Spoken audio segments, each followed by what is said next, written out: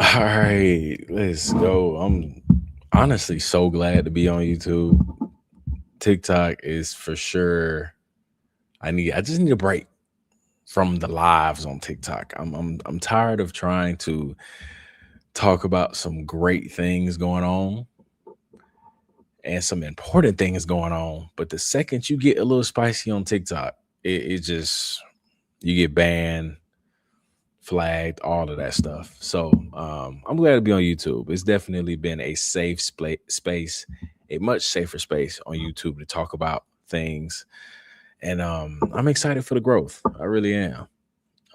Definitely welcome in, welcome in. I appreciate y'all for joining. I do. I really do. Glad to catch you live. Yeah, I appreciate it. I appreciate you joining. Dynasty Locket, I appreciate it. Finally made it live. I appreciate it. I really do. And we got a lot to talk about. We got a lot to talk about. Hopefully my mic's working. I tried to record something the other day. My mic wasn't even working. So hopefully it is right now. I ain't got my little thing on to test it out, but I believe it's working. But we got quite a few things to talk about today, some interesting things. Gracie, what's going on? Um, but some of the topics that we're gonna hit on today is TPUSA staging their Q&A events. They have been accused by somebody that was at an event. I believe I forgot what school this person was at.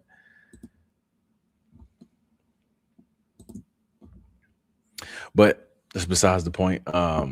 He's accusing TPUSA of staging their events, and they're suppressing freedom of speech in a way that is very interesting. They're always coming up with different ways, unique ways to kind of wiggle around the system.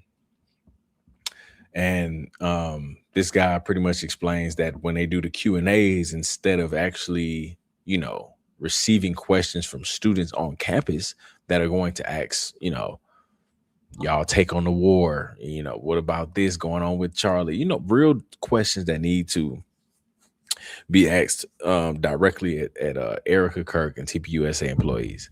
But instead, allegedly, that's what this guy's accusing them of, they are placing, actual people that are a part of the event in line first in the Q&As. And then they take up all the time. And then when they actually get to real students, they say the event's over. And I'll be honest, I believe this immediately because when I was listening to Blake Neff's pick up the mic at ASU, I thought the same thing. I was like, I know somebody has a real question about these people. I'm not interested in Blake Neff. I have nothing to ask you, brother. So I just refuse to believe that these people were just wanting to hear Blake Neff's opinion on stuff. So I'm gonna get to that. We're gonna get to Erica and Caroline's speech or whatever they were talking about. We're gonna get to Blake Neff because he also says some crazy things outside of, kind of trying to control the narrative and questions.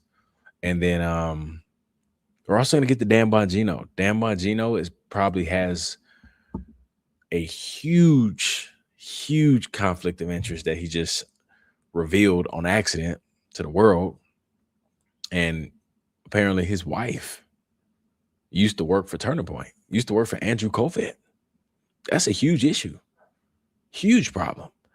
If y'all don't remember, Dan Bongino went in on Candace a couple weeks back, went in, cussed her out. I'm going to try to play that clip. Hopefully nothing happens because he says a lot of things. I may have to pull up the transcript because he uses a lot of some language I don't use.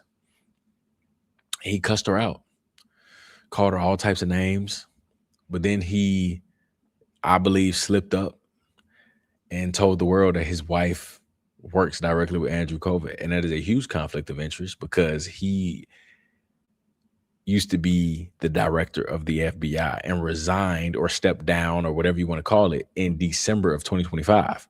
So just remember, Joe Kent said he was blocked by the FBI. That's a huge problem. So we're gonna get to all of those things. But I do appreciate y'all for joining. I know it's late. Probably only be like an hour or so. Um, but if you're new to the channel, make sure you hit the sub button. Please, everybody, hit the like button so YouTube can push the page out to even more people. And I do appreciate all the support. But without further ado, let's get straight to it.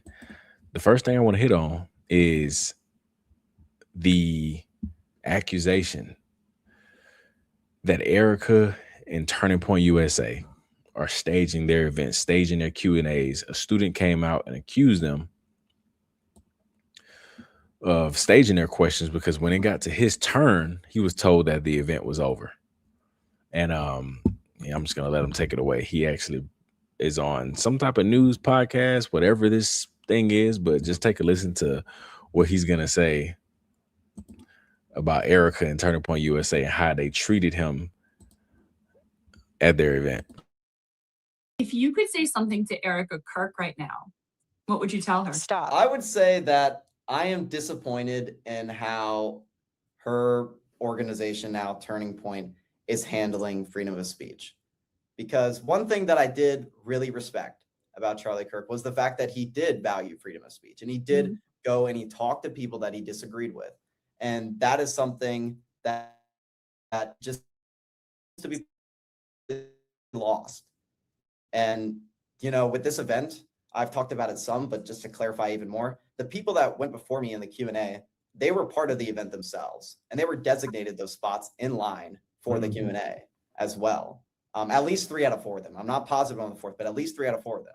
And so they're designating the spots, and also at least half of them were not GW students either. They're designating the spots to ask their panelists, to people that they know support the administration, in a situation where they also know that they have limited time. And then they end the Q&A before they get to the first person that opposes the administration, and possibly the first person that isn't part of the event themselves, not to mention the 20 other people behind me in line who also wanted to ask a question and didn't have time to do so. And so I don't blame them for ending the Q&A because sure, they were running out of time. I get it. You know, Caroline Levitt is what, 9 months pregnant now? I understand. But if you have limited time, why are you not allowing the actual students to speak first? That is big. That is huge because TPUSA, they're not beating the allegations. When you watch their, you know, pick up the mic or, you know, tour stops, all of these different events, when you actually watch it and they get to the Q&A, that is the first thing you think of. It's like, when is somebody going to get up there and ask something that, you know, address the elephant in the room? Everybody knows Charlie was opposing the war. So when is somebody going to get up there and say, hey, Charlie opposed the war? I haven't heard, you know, Erica, anybody to truly back Charlie's word before he left this earth forever. What are your thoughts on the war? How do you feel about your husband, you know, saying what he said? He's no longer here. You know, just addressing the elephant in the room. Nobody asks those questions when they get up there. They ask like different, you know, it is one of those things where I know these people aren't this interested in Erica Kirk and hearing her opinion on certain things. I know they're not, you know, Caroline Levitt, hopefully that I pronounce her name right. She's a little different, you know, press secretary. She's affiliated with Trump. So it could be slightly different with her. I'm sure people may have questions for her because they know that she's directly affiliated with Trump. But nobody's that interested in Erica Kirk and her opinions. Nobody. I refuse to believe that when they go to these events, when they go to these Club America events and she's surrounded by all these kids and these kids are just taking pictures with Erica. These kids never, I promise you, 90%, I'm willing to say 99% of these kids didn't know who Erica was before Charlie died. So I refuse to believe that these videos that I'm seeing online of kids recordings, you know, it's Erica Kirk. I'm not going for that. I'm not going for that. Nobody knew who this woman was. As adults, we didn't know who she was. So you sit here trying to tell me kids knew who Erica Kirk was? Stop playing with me, man. So when I see these Q&As happen and these people get up there and ask Erica Kirk questions about what is her opinion on this, that, and the third, I'm not buying it. It's staged. I had a feeling. And as soon as this guy came out and said, yeah, that's what's going on, I was like, I knew it. I knew it. It was the same thing at the CBS interview with Barry Wise. I knew they were staged. I don't care about Erica's opinion. I'm sorry. I didn't know who you were. Right? I didn't know who you was until Charlie Kirk died. I just knew you was a Charlie Kirk's wife. So I just knew something was off. And this guy pretty much confirmed it. And, you know, it's one of those things where I just don't understand. I really don't understand why the media, why do I feel like we're the outsiders that find this weird? I feel like everybody in the country, the world should find this weird. But I feel like we're the outsiders. I think that's the part of the psychological operation. They want you to feel this way.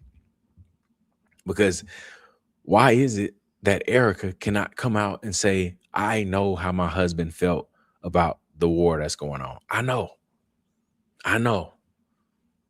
Why can't she just come out and say that?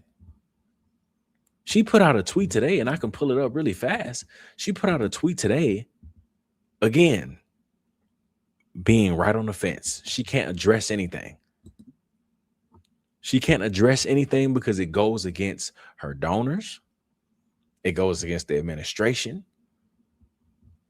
So instead, she just straddles the fence. Everybody's been waiting for her to address the world on how Turning Point feels about the war. That is something Charlie was always, he was always good at that.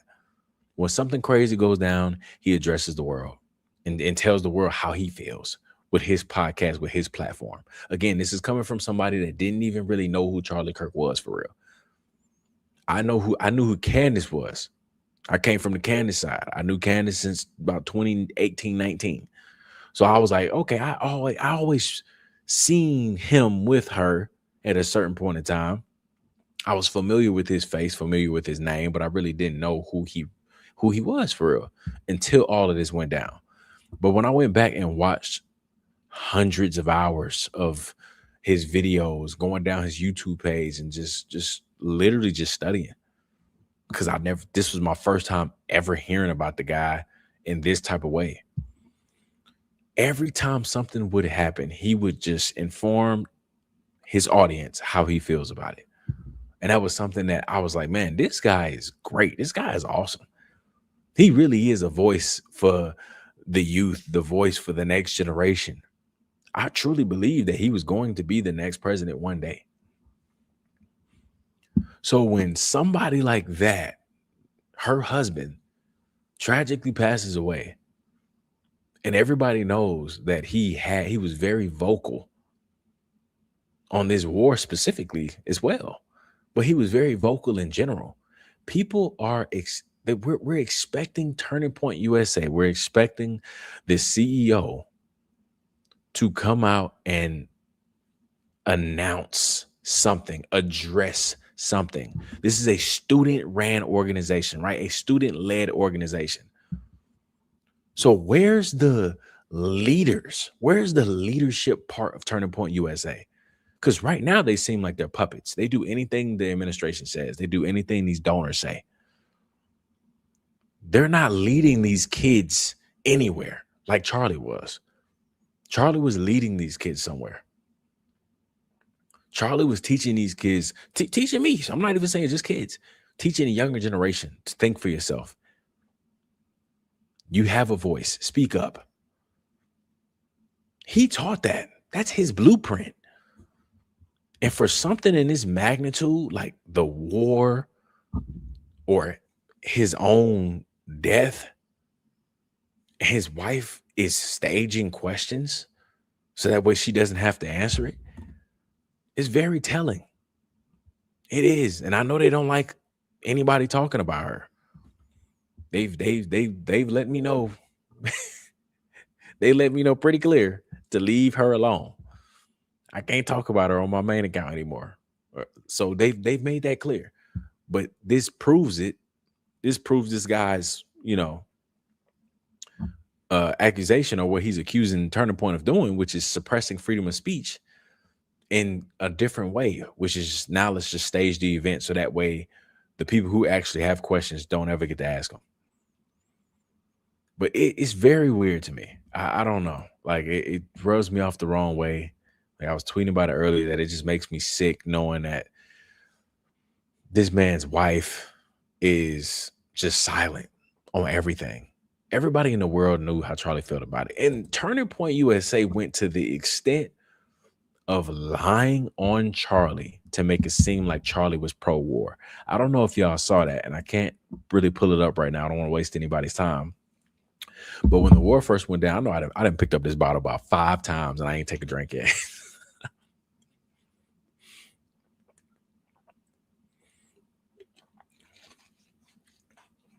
When the war first went down, Turning Point USA dropped a video of Charlie being, pro-regime change. And they got community noted on X, because even X was like, this was way earlier, before Charlie actually changed his perspective on the regime change. So I'm going to put it on Erica Kirk because she's a CEO. She greenlit a tweet that went out that was lying on her husband to make it seem like her husband would have been pro-war. Then there's a video of Erica Kirk telling students that she doesn't know how Charlie would feel about the war.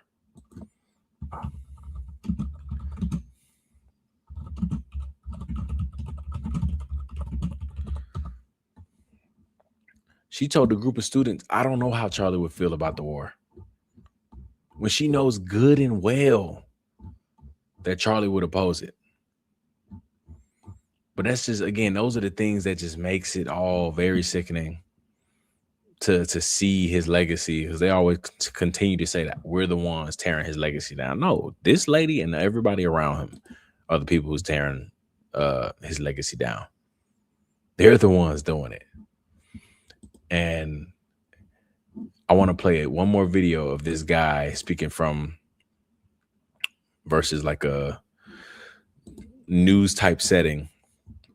He shares his experience one more time about the event being staged.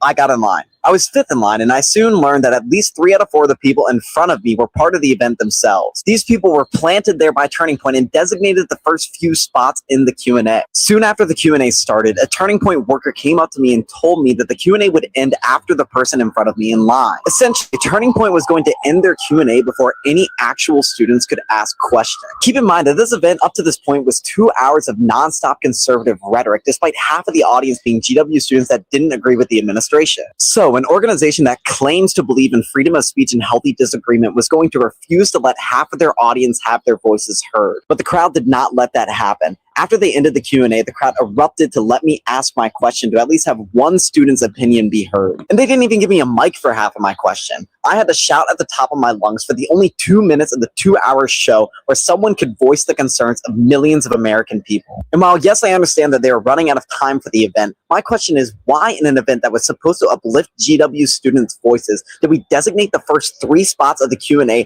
to people planted there by Turning Point themselves? It's crazy. Everybody has questions about the war. Everybody has questions about a lot of things going on right now. There's a lot of uncertainty going on. Trump is making some moves that people disagree with.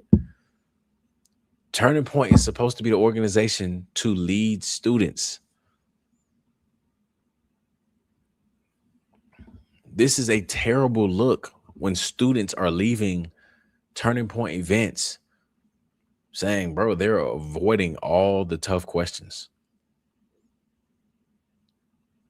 They're staging the entire event. That way it's already over before they get to the actual students. That is very, very embarrassing. I'm not surprised though. I'm not surprised because I actually was watching Blake Neff. For the ones that don't know, I call him Vanilla Milk Dud. Blake Neff had his first pick up the mic event.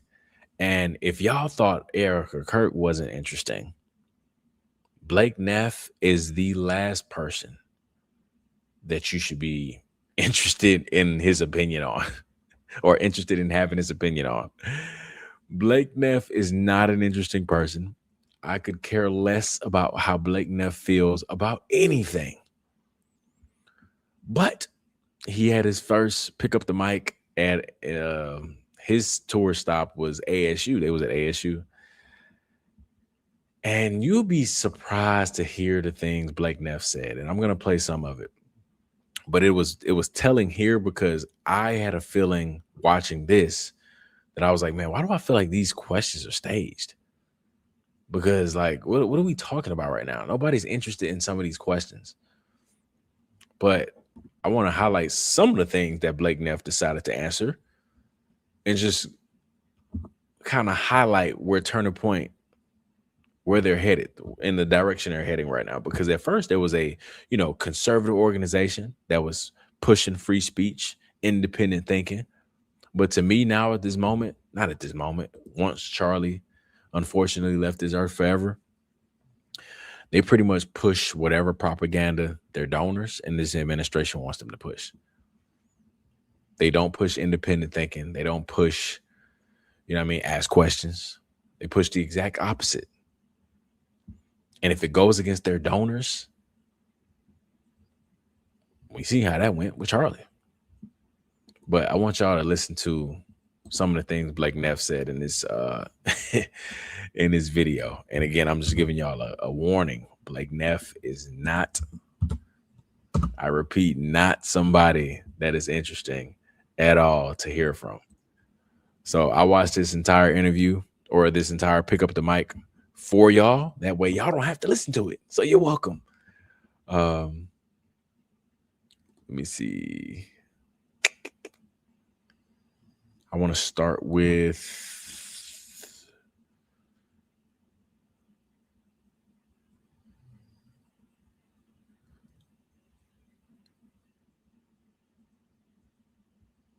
this question right here. This was the first question that came up. Now, yeah, I don't know if y'all remember. Hopefully y'all do. When the CBS interview with Erica Kirk came about, when it was released, one question that came up, y'all should remember, and we all should have seen it coming, because I did.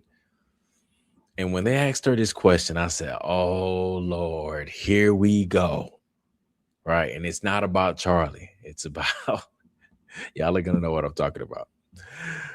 But when this question came up with Blake Neff, I said, yeah, this is staged. This is staged. Because of course, this is the first question. Of course. The big question here is, I'm a Jewish student here at ASU, and I am more conservative leading, but around the conservative and greater right community, you do see a bunch of anti-Semitism, and the ADL has been pointing at it, and I've noticed it myself, and other students have noticed it themselves. Of course. I mean, people, is this not becoming a trend? Is this not becoming a trend? Every time these people do an event, somehow the first one or two questions is surrounding anti-Semitism. Every time. And they're out of all people, they're asking Blake Neff. When this was the first question, I literally was like, bro, here we go. These people aren't real. Now, I try to get this guy the benefit of the doubt, right? He said he has his anti-Semitism question. And I was like, okay, well, if this is a real person that is asking a genuine question that's not planted at the event, I hope that he can name a couple scenarios that he's talking about, a couple situations where he experienced anti-Semitism, right? Let's see. What would you say for these Jewish students to do, and what should the leaders do to own up to this and try to fix this problem? So are you saying that you see it just on the right in general, or actually incidents on campus? I mean, on the right in general, but then Okay. also there are some incidents on campus. What can you tell us any just in detail? I mean, I'm not trying to put you on the spot. Not putting you on the I'm spot. just not familiar. No, Yeah. I understand. Like, there are points where there are jokes made about the Jewish group that does perpetuate harm, but I get their jokes and I don't take it too much personally, but there are students that. Can you give an example, sir? Can you give an example? Can you give an example? I've heard a few jokes. I've heard. Can you give an example? If you've heard anti-Semitism and you're experiencing it, you should be able to give an example. If I told somebody I experienced racism, I experienced it on campus, and someone said, "Give me an example," I should be able to name off or list off everything that's happened that I've experienced or heard about. Why does this continue to happen? This is not the first time I've seen somebody bring up anti-Semitism. And when somebody asks, hey, can you provide examples? They freeze up. He talking about, yeah, I've heard jokes. I've heard. What's the joke? Just tell me. So there are jokes made about the Jewish group that does perpetuate harm, but I get their jokes and I don't take it too much personally, but there are students that do. So what would you say to those students who? Look, I love the fact that somebody pointed out the freedom t-shirts. I don't know when they're going to let it go. I don't know. They've been wearing the freedom t-shirts for 7 months. It's about to be 7 months in 5 days. They've been wearing the freedom t-shirt, grifting. They calling everybody else grifters. These people are wearing the same t-shirt Charlie died in for the last 7 months. Selling it every day. It's the weirdest thing ever, bro. Move. I'm not trying to be insensitive because most of us care about Charlie more than they do. Move on, bro. Move on from the t-shirt. Move on from the Charlie Kirk show with Charlie Kirk not on the show. Oh, I know. Nobody would watch y'all. That's the problem. Nobody would watch Blake Neff Speed podcast, Andrew COVID pod. Nobody would watch that. But I'm glad y'all pointed that out because they continue to wear this shirt, and it's an emotional manipulation tactic. They want everybody to remember. I just want y'all to know that they want everybody to remember that Charlie died. They don't want you to forget it. They don't want you to get the image out your head of what we saw that day. Because that's what I see when I see that t-shirt. And they know that. It's weird, but I'm glad somebody pointed that out because it's so weird. Feel like they're jokes and I don't take it too much personally, but there are students that do. So what would you say to those students who feel like they're not welcomed in this community? My first rule, I think, as always, it's always important to follow a principle of charity. You say you know they're jokes, and I think as long as they are jokes, don't hunt for offense because that alienates people. But I think you are correct to see this problem. I think this is something Charlie was super concerned about. We talked about this even into his final days because it is. Like we see Candace Owen. Yes, we do. That's not you guys, and I appreciate that's not you guys. 100%. No, you're right to be worried because I know some people want to dismiss it as people just being paranoid, but it's not paranoia because we can see it clearly. There's almost a germ that gets in some people's brains where it's extremely tempting for them to blame any problems in their country, any problems in the world, and let's be frank, any problems in their personal lives on the Jews. Why is it? In my entire life,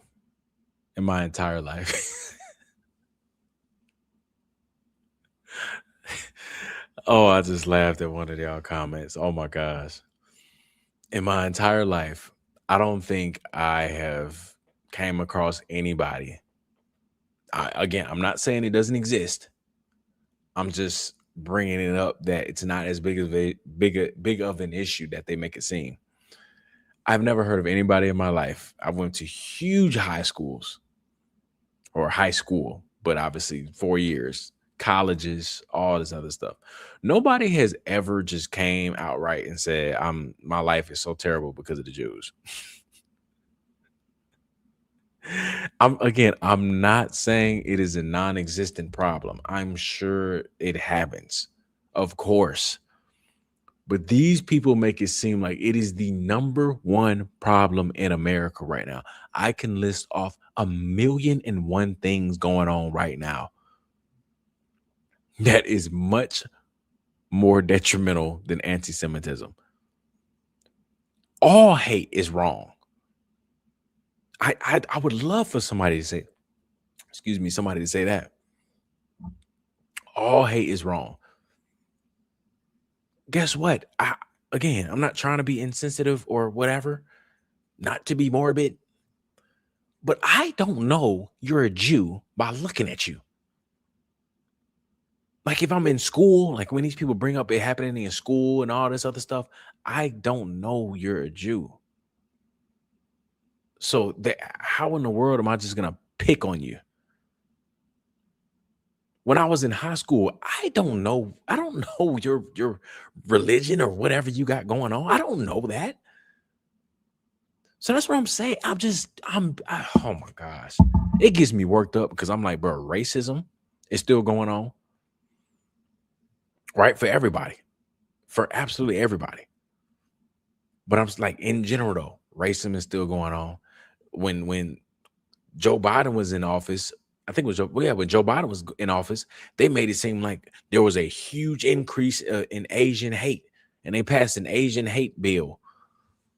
Like it's so many other things going on. And they're like, yeah, man, the rise of anti-Semitism it's brain rot. And I'm like, it's so many other things going on that you will probably face in this lifetime. You may not even hear somebody be mean towards a Jew, like personally. It just be, but this is where it's gonna get real interesting. And I listen to Blake Neff's response, please. This is what pisses me off. Them so common, any problems in their personal lives on the Jews? Why is it them so commonly in comparison to others? I'm sure if I could solve that question, I could, probably get a big grant from somebody. But yeah, it is a recurring pattern, and you're right to be concerned about it. Now, what you should do is, first of all, just don't make any apologies for who you are. Don't allow anyone to intimidate you. Don't allow anyone to say that you're a second-class American because of what your heritage is. And as long as you're able to hold firm on that, I think you'll win a lot of respect from people.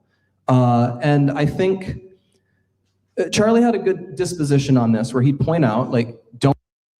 I'm sorry. I can't even get to the part where I'm actually going to get pissed off at Blake talking about something.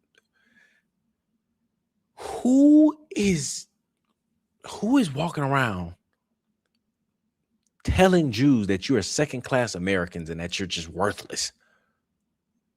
Again, I'm sure it may happen somewhere. I'm not oblivious to that. But they have to stop making it seem like this is the number one problem in America. Nobody is walking around saying they are second-class Americans, bro. Nobody is saying, oh, you're a Jew, you're so beneath me. You know the irony of it all? That's how they think of us. That's the irony of it. That is how they think of us.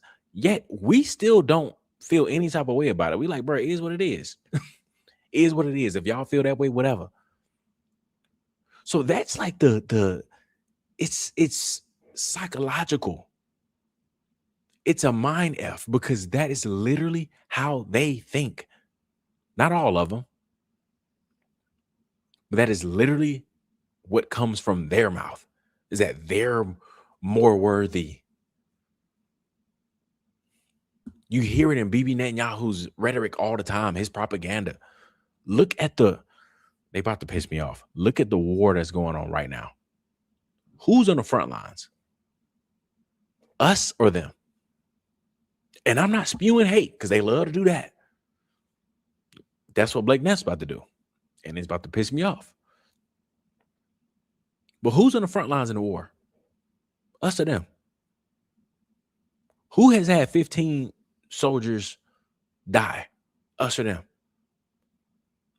How many of theirs have lost their life? How many of their soldiers? I believe it's 0. Close to it.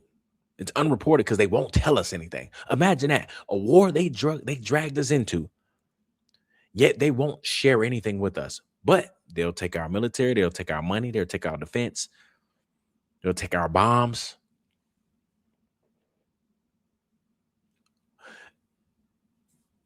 So we give them billions of dollars a year. Billions.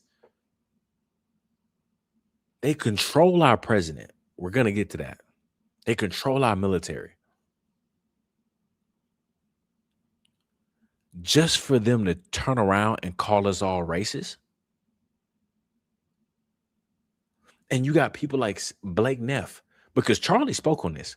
Charlie was in the trance of his Jewish donors, right? We not gonna dismiss that. He was.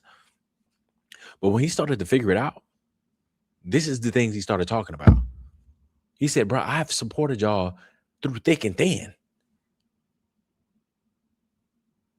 So the second I disagree with something, and you're gonna call me an anti-Semite, who is you to call me that when I've been supporting y'all from the beginning? He started realizing it. And here we are backtracking. We got Blake Neff up here coming up with this stuff again. Just remember, we give them our military. Our soldiers die for them.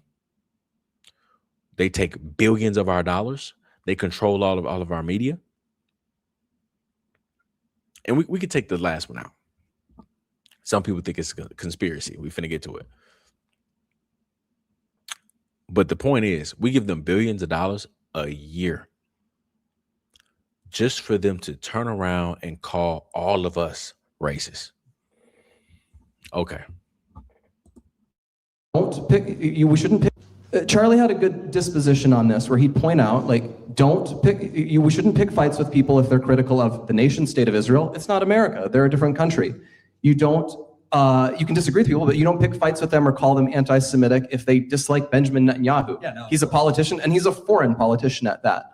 But we do have to draw a hard line. If someone is going to be saying that the Jews control everything in America, like, that's just not true, and it's paranoid. And if they're Did y'all hear that part? Let me play it again. going to say control, but we do have to draw a hard line. If someone is going to be saying that the Jews control everything in America, like, that's just not true, and it's paranoid. And if they're going to say the Jews are responsible for why. Okay.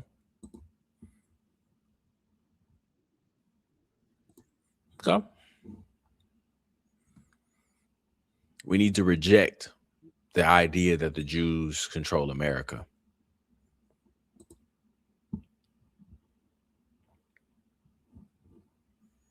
The reason that Israel has been supported in public sphere outside of just Jews. So with Charlie's assassination and with the kind of trajectory that we see with like Candace Owens and Tucker Carlson, I guess I'm curious about what's another game plan if we lose evangelical support for the state of Israel. What's our backup plan to be strong, like outside the diaspora? What we have to do is we have to secure that part of the base of our support in the United States. That is being challenged systematically. We have to fight back. How do we fight back? Our influencers. I think you should also talk to them if you have a chance. To that community, they're very important. And secondly, we're going to have to use the tools of battle. You know, the weapons change over time.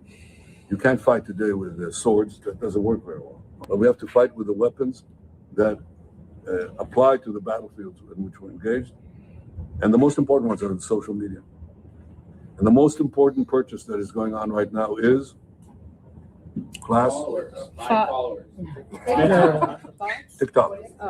TikTok, number one.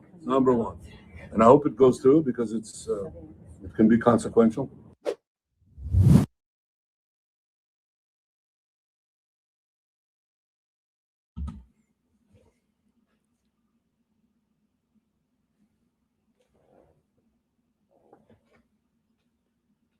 Out of the horse's mouth? No. Blake Neff said Israel doesn't control our country. If Blake Neff said it, then hey. Out of the prime minister's mouth himself. The question was, what happens if you lose evangelical support? You know, Christians, Protestant, whatever you want to call it. What happens if you lose our support? What do you do? And instead of coming up with a game plan to be better, because that's what's happening. People are like, yeah, I don't really enjoy watching you doing what you're doing to Gaza right now. I just disagree with what you got going on with that and trying to justify it and talk about y'all building resorts on top of that. That's crazy. Instead of just being better and acknowledging, oh, I handled certain things wrong and coming up with genuine game plans to win people back, to win the public's opinion back. He says, you know what? We just need TikTok. We just need to pay influencers. We don't need to be better people. We just need to buy what they listen to and watch. We just need to push the propaganda more. Out of his own mouth. And what did they do? What did Trump do? It started with Biden, but what did Trump do? Get TikTok and give it right over to them. But then you have people like this, Blake Neff Speed, that says, no. Anybody that says Israel runs the United States, reject them. Really? The prime minister said it himself. Israel had nothing to do with TikTok, by the way, from what we know. They were supposed to have nothing to do with it. So why is he talking about, yeah, we can't wait for this sale. It's consequential. We need it. And now look at TikTok. We can't say nothing about them at all. He was right. He got TikTok and then they censored the heck out of it. I experienced that on a daily. I can't talk about TPUSA. I can't talk about Erica. You can't say much. You can't say Israel dragged us into this war. Excuse me. You can't say none of that. But you got people like Blake Neff telling this young student that if you think Israel controls America, you're a fool. If you have friends that's telling you that, they're fools. Reject them. Tell them they're wrong. Get this man off the microphone, bro. Why there's not, if someone is going to be saying that the Jews control everything in America, like that's just not true and it's paranoid. And if they're going to say the Jews are responsible for why there's pornography or whatever things they come up with,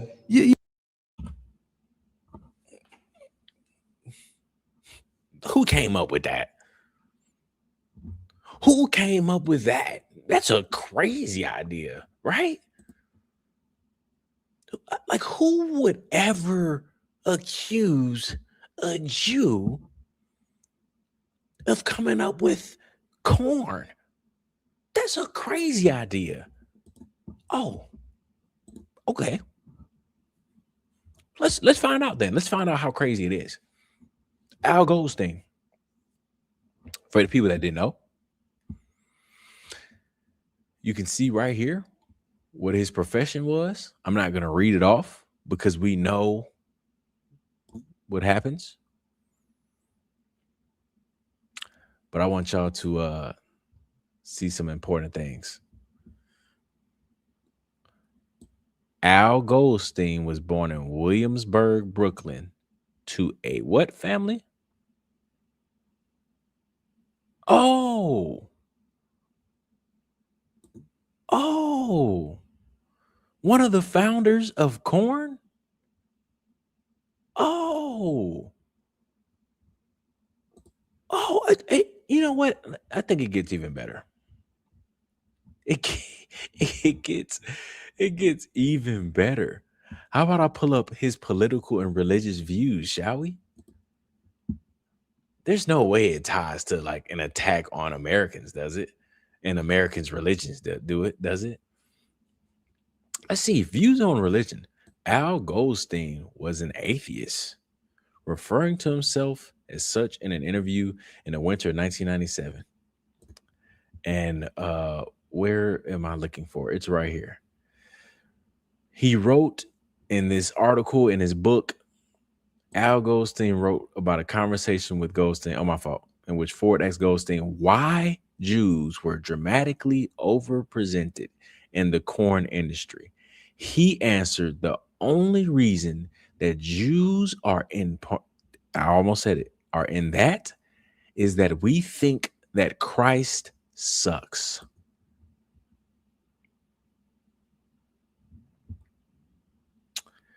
Catholicism sucks. We don't believe in authoritarianism. Corn thus becomes a way of defiling Christian culture. And as it penetrates to the very heart of the American mainstream, and it is no doubt consumed by those very same wasps. I'm sure it stands for something.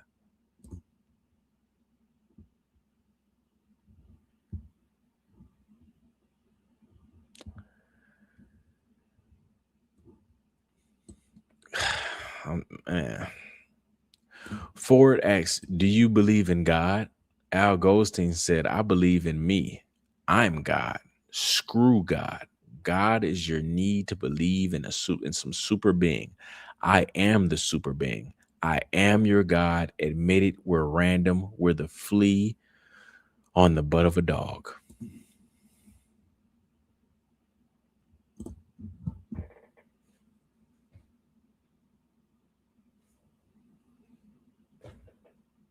Shall we go back to here again? What Blake Neff said? What Blake Neff told this young student?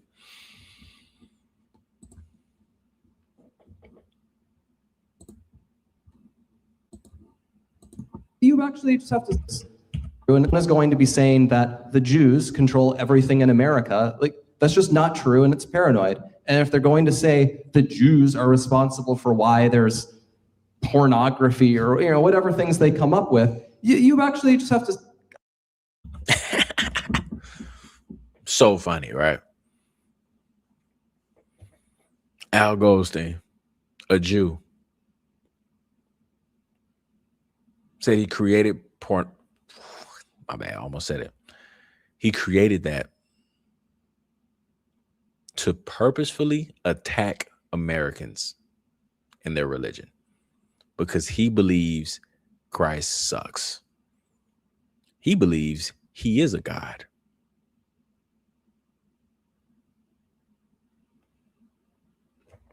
But you got Blake Neff up here telling kids, don't believe that. That's foolishness. It's sick. It really is. Now, I want to get to a couple of more things as well, because I realized that, I be yapping, and I do apologize, but I just be getting into it. I'm sorry.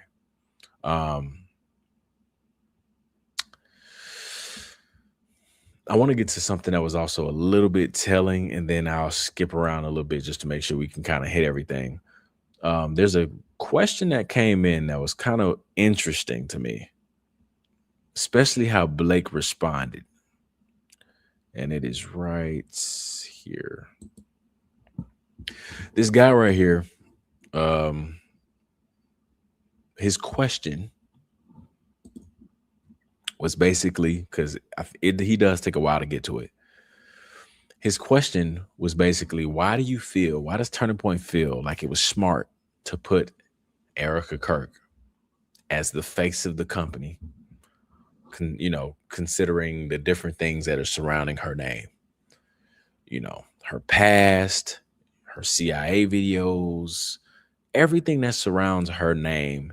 He pretty much asked, why do you feel like it was the right thing to do? Or why do you think it was a good idea to put her as the face? Because now you can see what's going on right now, that it was a terrible idea.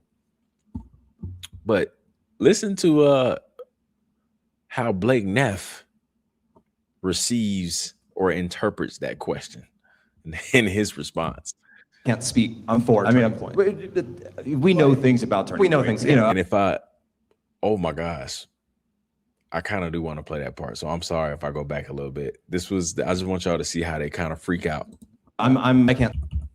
Which should be fair game, hopefully. So full disclosure. About the organization itself, speech. Of course. So I do have a meeting and putting on a platform for free speech. Of course. So I do have a question about the organization itself, though, which should be fair game, hopefully. So full disclosure, I don't think are either of us actually Turning Point employees. I am an employee of the Charlie Kirk Show, so I can't speak formally for Turning Point. Obviously, I know many people there. I have an extensive relationship, but I can't speak. I'm for Turning Point. we know things about Turning Point. We know things. You know, I guess I'm we a should hear the Turning- question. I I'm a suppose. Turning Point contributor, but what Blake is saying now, there was a Turning Point official. So if you're asking us about specific decisions, we may not have as much detail, but please About, like, fire away. The general thing. Yeah. So Why did they just panic like that? He literally just said, I got questions about Turning Point. And they freaked out and over-explained how they aren't really Turning Point employees. And they just had to do all of that. Yeah, I'm not really a Turning Point employee. I'm an employee of the Charlie Kirk Show. But I mean, I do know a lot of stuff about Turning Point employees. You're not a Turning Point employee, right? That's crazy. That's crazy. But I'm gonna jump to the meat of it. And again, his question was, why do they feel like it was a great idea to put Erica Kirk as the face of the company? And listen to Blake Neff's response. I might have to skip around a little bit because he does take a minute to get to the question. I might have put a time mark on it, so let me just see real quick. A timestamp. I'll do my best. and death. Well, And so Franceve was in a CIA-related I video didn't say that. Let me get there. that she was in. Okay. So hold on. Theoretically, right? Before, Listen to this. Well, so he was, against it theoretically, right? And so hold on. Are you suggesting that? I don't want to lose. I want all context.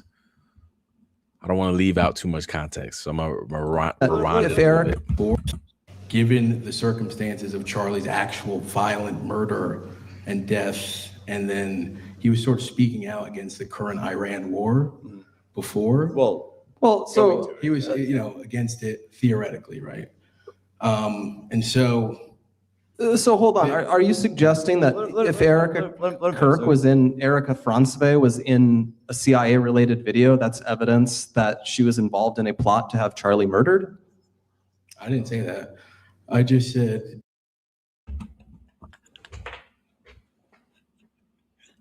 He never said that. He never said that. And Blake just came up. He literally said, I don't know if y'all got the full context of it, but he basically said that due to Charlie's views on the Iran war and Erica Kirk's past with CIA videos and all that other stuff, he was like, it's kind of like a conflict of interest. And he's still getting to the question. And Blake immediately jumped in. That wasn't even the question. Again, I got a timestamp. The question comes at 30 minutes and it's at 28 right now. He does take a minute to get it out. But the question he's getting to is due to all of Erica's past and all the things that are coming up. why did y'all feel like it was a great idea to put her as the face of the company? And the context of it is considering Charlie's views on Iran, and then he tragically passes away, and then the CIA video comes out, and then he's just giving a lot of context building up to his question. And Blake jumps in and says, are you insinuating that Erica Kirk, since she was in a CIA video, she plotted to have her husband killed? It's like, what are you talking about? That, you know, against it theoretically, right? And so hold on. Are you suggesting that if Erica Kirk was in, Erica Franceve was in a CIA-related video, that's evidence that she was involved in a plot to have Charlie murdered? I didn't say that. I just said that. Why did you mention it? Well, let me get there. Bro, oh my gosh, bro. I can't. These people be telling on themselves. They be telling on themselves every day. Every day. I think what his name? Jeff, like, Blake, shut up. Bruh. He said, are you insinuating that Erica got her husband killed? He's like, bro, what are you talking about? This just got awkward. Oh my gosh, bro. When I literally was going for a mile run listening to this interview or Q&A or whatever. And then when that part came up, I literally screamed out loud. I was like, he never asked you that. He never was insinuating that. Oh my gosh, that was hilarious. I do not encourage anybody to watch the rest of that Q&A. It is just not it. It's not it. And I'm not even saying nobody can be Charlie. That's a fact. Nobody can be Charlie. But there's people that are good at stuff like this, just not them. They are not the people that should be coming right behind Charlie. There will be a Charlie one day. And Andrew Kovac actually said that on camera the other day, saying there will never be a Charlie. It might have been Blake. Oh, it might have been in this interview or this Q&A. He said there will never be a Charlie. It's one of them. Blake or Jeff said that. There will never be another Charlie. It was only one Charlie. Blah, blah. I'm like, that's weird to say that. There's going to be another Charlie one day. Charlie wasn't God. There's going to be another Charlie one day. There's going to be another Michael Jordan one day. There's going to be another LeBron one day. Like all of these people that are great, it's going to be another Tiger Woods one day. But they literally treat Charlie like he's God. There'll never be another Charlie. There'll be another Charlie one day. Yes, there will. You could be looking at him. This could be the guy, right? But you over here talking about, you know, that weird stuff they got going on. But he snitched on himself. He either snitched on himself or he was prepared on some PR training type stuff to rebuttal a question about Erica that wasn't even about to be in that way. He literally was just asking about why do y'all think it was smart for y'all to put her as the face of the company? And he jumped straight to Erica plotting to get her husband killed. Get this man off the stage. But the last thing I want to hit on though, that was hilarious. It really was. It just goes to show you how much of a joke Blake Neff is because of the whole, you know, again, the Jewish conversation is just, it really did piss me off because again, these are kids that are supposed to be, you know, looking for leadership from this company, from Turning Point USA. That's why they're a charity. They're supposed to be doing work for the community. They're supposed to be leading these kids in the right direction, educating these kids. That's something about Charlie Kirk. That's why he was so special, because yes, a lot of people disagree with how his delivery was. But at the end of the day, you're going to leave a Charlie Kirk conversation educated, more educated on something that you didn't know, you know, much about. Or you're going to leave there thinking more, going home, asking yourself the right questions, because maybe you had no idea what were the steps to get to that answer. After you talk with Charlie Kirk, you're going to leave from there going home on a mission. Like, I need to do this, this, and that. He's going to have you thinking. That's what When Charlie Kirk was running the show, my true honest opinion, when Charlie Kirk was running the show, I think he was aware about the weird stuff going on in the background. Maybe not of everything, but he knew that there was a lot of money coming in that was not worth the services they were putting out. Nothing that they do is worth the hundreds of millions. He knew that. However, what he provided to the public, to the youth, was top tier. Top tier. So he makes it like a little bit okay that his company was getting hundreds and hundreds of $millions from Zionist donors and stuff like that. However, when he went to these schools, when he went to the youth, he really was inspiring. He really was educated. He really was. But now that he's unfortunately he's not with us anymore, knowing that Turning Point is a charity and they're flying G5 private jets everywhere, everybody has $1 million crib. No, that's why everybody doesn't like them anymore. Because they're this charity that's supposed to be helping the community, yet the only thing they're doing is whatever the Zionist donors say, whatever their donors say, whatever the administration says. They don't know what, I wouldn't even say they don't know what to do. They just don't have a voice. They don't have a voice. Turning Point's identity is gone. Turning Point died the second Charlie died. And until they realize that, which, hey, that's up for a conversation on, they probably, I have my opinions. I feel like they all know why it's not the same. And what's happening right now is, I don't really believe in karma or none of that stuff, but you reap what you sow. Whoever, I ain't gonna point no fingers, but whoever knew what was gonna happen to Charlie and they sold Charlie out for some money, this is what's happening to him in return. They thought they was gonna be able to take over Charlie's legacy, take the money with it, take the money from him, and just live on and be so happy and go on to these campus tours and pretend to be Charlie or do what he was doing. No, you don't get to do that. You don't get to do that. Yeah, every stop you go to, every tour stop you go to, I hope is hell. I hope it is. That's why they gotta come up with these staged TPUSA events. They have no choice. Y'all did this. That's what happens when you hijack somebody's legacy.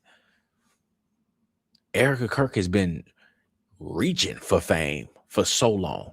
She's been reaching for the stardom status, for the boss babe, for everybody, all eyes on me. She's been reaching for that for years, for decades. I bet you she would have never in her life guessed that this is what famous looked like for her. This is what fame looked like. This is what having a lot of money looked like for her. She would have never guessed. But this is what happens. This is what happens. What goes around does always come back around. Instead of doing things out of the purity of your heart, out of great intention, what you put out in the world will always come back. And I believe that's exactly what's happening to these people. Turning Point USA can't post a single thing on the internet without the comments being flooded with people saying, bro, hang it up. They got to go to these events and put on this fake show every single time. It's eating them alive. As much as they want to claim and it doesn't, as much as they want to claim that when they go to these shows, they're like, and y'all said TPUSA was dead. They're suffering on the inside. They are. You can tell. You can tell them Blake's responses, his facial expressions is eating them alive. because nobody's gonna let it go. Nobody. You got people from all around the world that didn't even know who Charlie Kirk was. And they got them pissed. You looking at one of them right now. Had no idea. But once I realized how big of a heart Charlie had, and to see his friends and wife backstab him for some money, and now they all want to move on and lie on his name, I can't let it go because that's sick. Anytime I think of it, it just bothers me. I don't like fake people. I don't like the feeling or the idea of somebody betraying somebody because I think so deep, and it's probably a flaw, but that's just how I am. When I think of betrayal, I think of somebody thinking about the plan of betrayal. I think about the premeditated part. Like, oh, you came up with this diabolical plan. You came up with this entire plan to betray me while I was next to you every day, while I was giving you my all every day, while I was showing you love every day, while I thought that you was all for me every day, while I thought you had my back every day. Whole time, the second I get out your face, you plotting on me.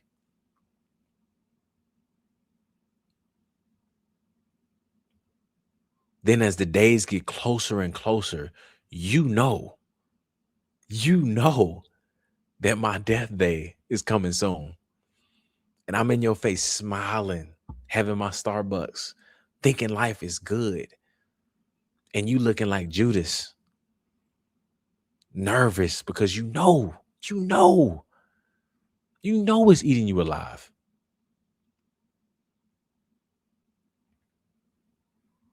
And then to go through with it, and I'm no longer here. And then you come out and you can't even defend my name. You got people lying on me. And as a brother, I'm thinking of Andrew Kovac specifically right now. Charlie texted him the night before or the days leading up saying that they were going to kill him.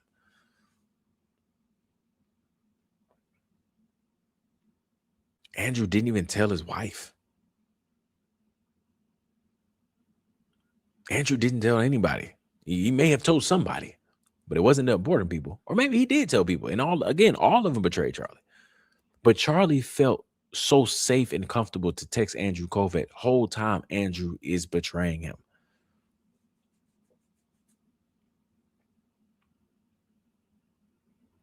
I just don't. It's very sickening to me.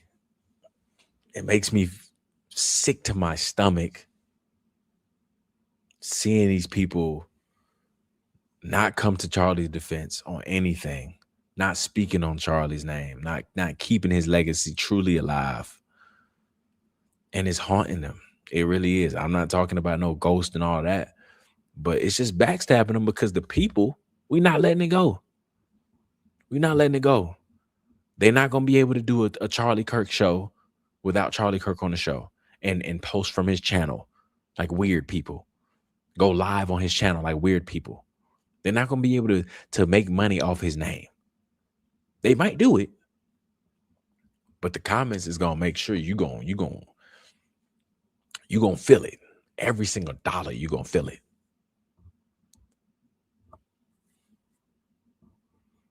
It's crazy. The last thing I want to hit on really quick before we get out of here is Dan Bongino. I want to just talk about really fast how Dan Bongino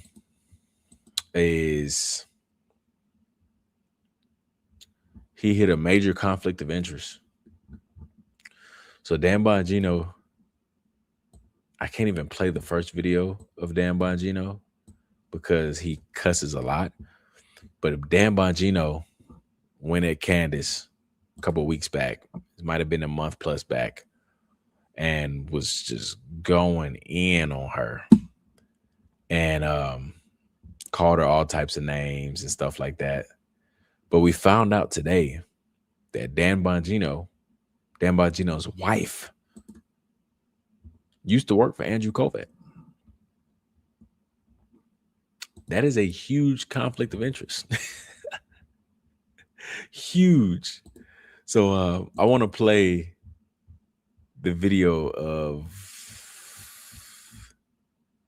yep, here it is right here. I want to play the video of Dan Bongino.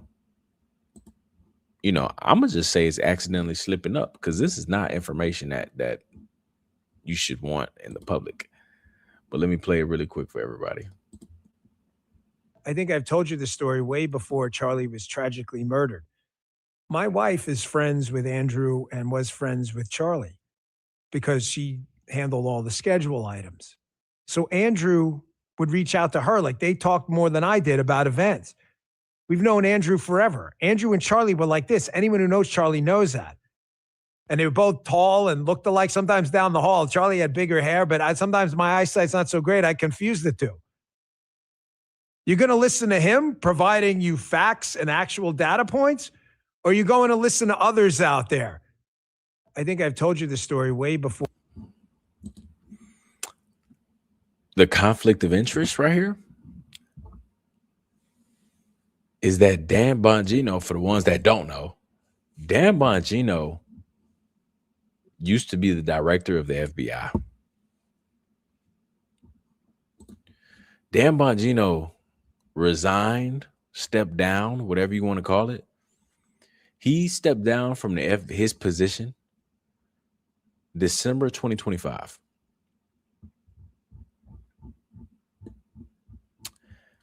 Joe Kent has an interview.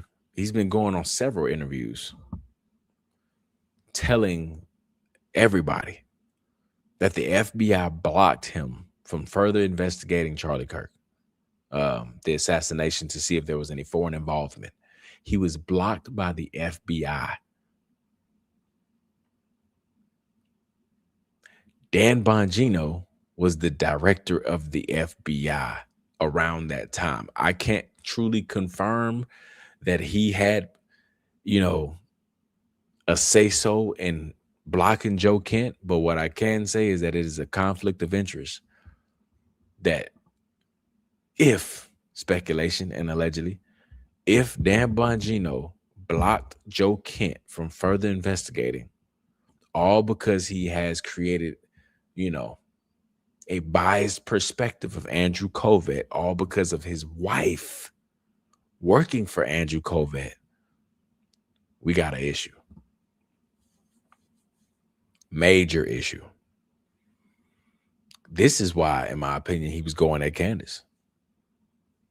This is why he called her so many different names. This is why he said, take Andrew Kovac. Y'all just heard him. Take Andrew Kovac's word. You can trust this guy. Your wife works for Andrew Kovac, bro. Of course. But if we find out that Dan Bongino blocked Joe Kent all because of his relationship with Andrew Kovac, ooh.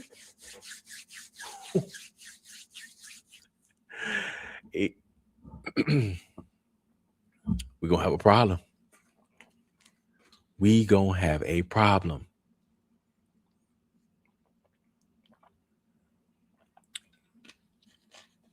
That is a huge conflict of interest.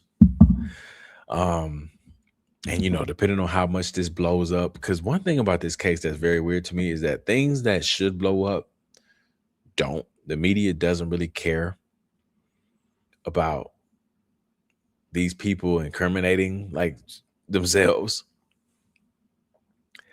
I don't really understand what's going on. It really makes me feel crazy, where I'm like, why doesn't the media care that these people are lying on social media? We have the literal proof that they're lying for something. I'm not going to say they're guilty. However, innocent people shouldn't have to lie, especially if Tyler Robinson is the lone wolf. If Tyler Robinson is the lone wolf, then why are you lying about your whereabouts surrounding the days of Charlie dying? We have proof that numerous people have lied and nobody cares. It's so weird. There are days where I'm like, man, I gotta step back. I gotta take a step back because I don't know what's going on. This has to be a psychological operation. I don't know why these people don't care about the things that are actually important. But yet when the Daily Mail puts out the bullet doesn't match the alleged murder weapon, somehow Andrew Kovac gets on the news just to clarify that it's ruled inconclusive. I'm like, they care about that? What about the actual lies that prove that there has to be other involvement somewhere? I don't know. It's so weird. Makes me feel like the media is in on it, the cops are in on it, the feds, because they just don't care about things that matter.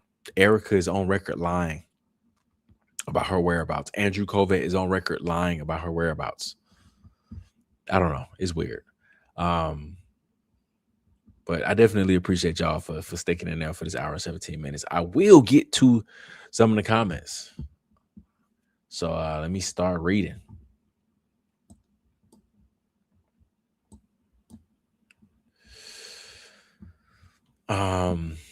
And most of them, especially, you know, very small creator here. So very small creator here. So when there are super chats, I'll go through all of those like we did it with the debate the other night or the open discussion the other night. I usually go through, if there's a live where it's just a whole bunch of super chats, I'll just go through the super chats. If it's live like tonight where if there's no super chats and it's just comments, I don't really care either way.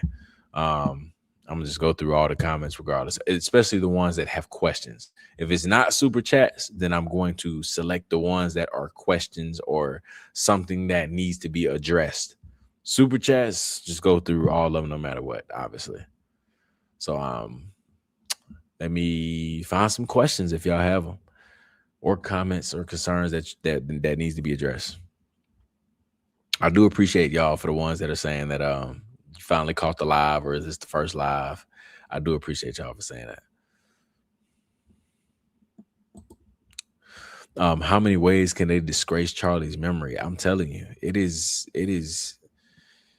And it bothers me, man. It bothers me when there's a digital footprint of Charlie Kirk for everything. And these people still will come out and lie on him. It really does. And to me, that's just telling. That's just telling that these people are up to no good, because if we can watch a video, many videos of Charlie saying, you know, this war is a bad idea, this is going to cause this, not only videos, tweets too. And then these people come out and they're like, I don't know what Charlie would say. We have no idea. Yeah, I'm like, wow. His wife to get up there and say, I don't know what Charlie would say.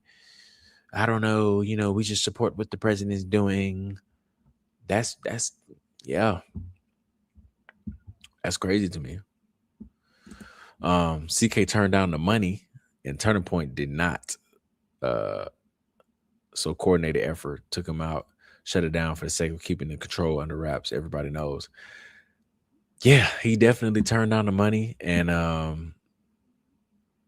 Turning Point definitely took the money. I agree. You know, I agree with you.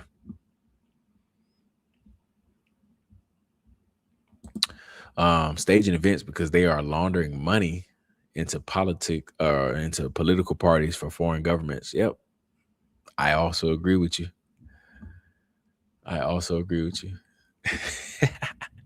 Shalami and Caroline. I like that.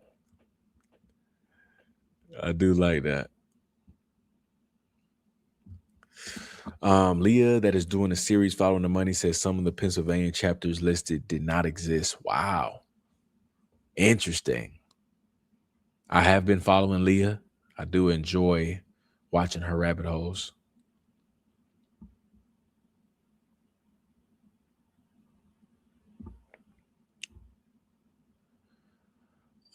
Let's see. Hello. I am again grateful and glad for everybody that joined. I really am. I am trying to get used to this live thing. I've only been doing like 1 or 2 a week so far, maybe 2. I can definitely get 1 in, but it's been 1 or 2 a week. So I definitely appreciate y'all hopping on for the time, that I am on, because I do apologize that I can't come up with like a set time, scheduled time. I'm not like these big creators that are full time, podcaster, full time social media. I got a job. I got to wake up in the morning at 7:30, 7 o'clock, whenever my son wake up, but I got work in the morning. I'm just, I'm a regular guy. And when I gotta kind of schedule my time after he goes to sleep. I schedule my time and I say, all right, 9 to midnight, I'm gonna put the work in on the content side of things. So, one day we're gonna continue to grow and be able to schedule my days, plan, weeks out, stuff like that. For sure, we're on our way. I'm enjoying the journey. I'm enjoying every single day of the grind. So I'm definitely grateful, and I do appreciate y'all.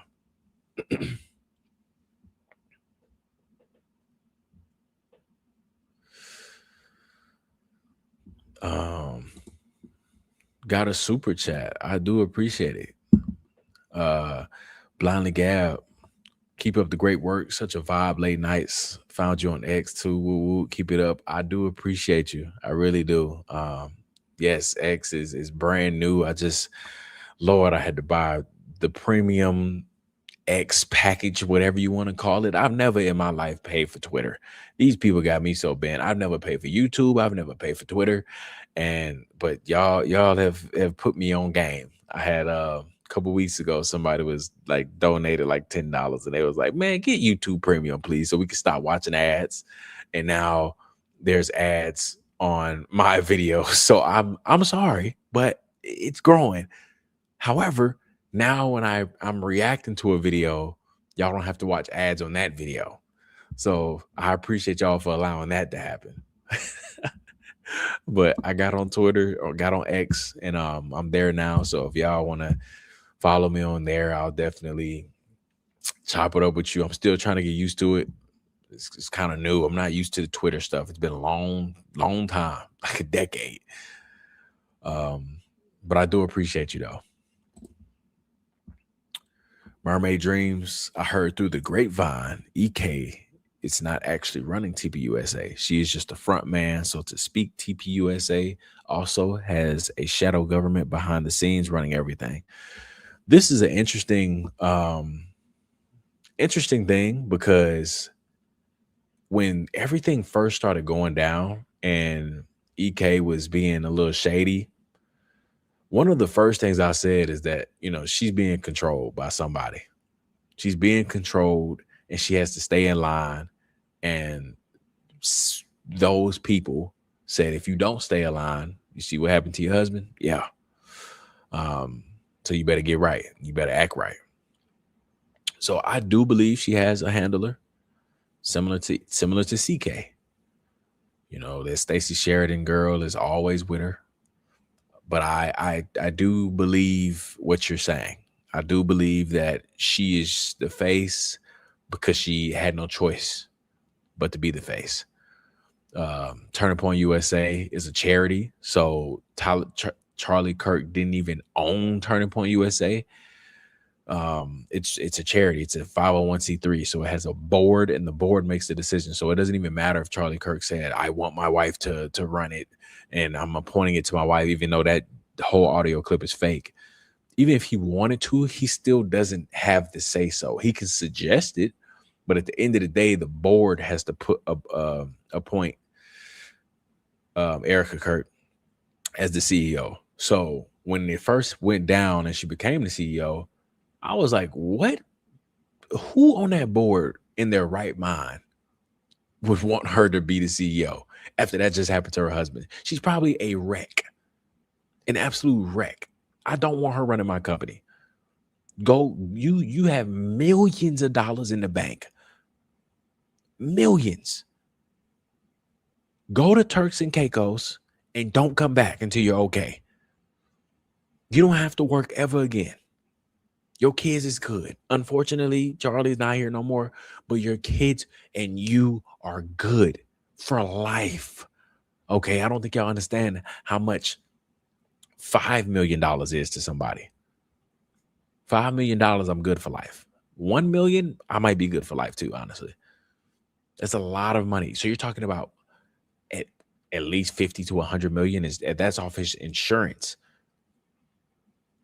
She's good for life. So when she chose to come back, or when she chose to step up and be the face, and we're building, I said, nah, somebody's making her do that.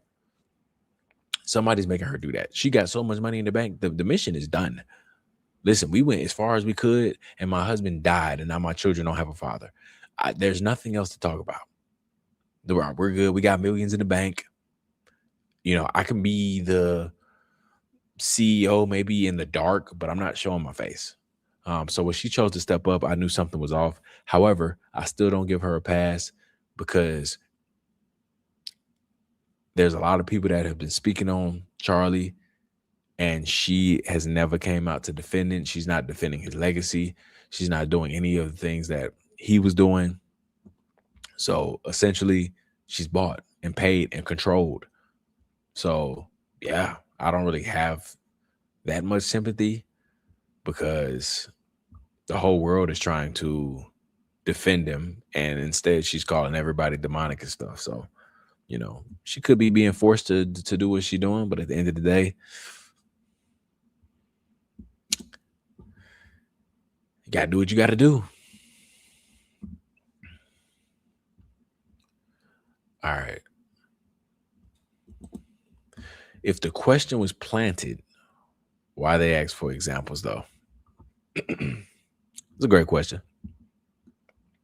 So like the Jewish student or whatever asked that question or something like that. If the question was planted, why they ask for examples? I think in this particular situation with the Jewish student, I think the question originally was planted. I really do. But I think Blake and Jeff, I think is what his name. No, I think his name is Jack Pasavic or something like that. I'm sorry if I say his name wrong. I think the question was planned, and him asking for examples was something else, but he knew that he was going to already have this elaborate thing about defending anti-Semitism. So the examples could be something different. I don't think they really talked about the entire thing. I think when it comes to planting questions, it's to already get your head spinning on a response.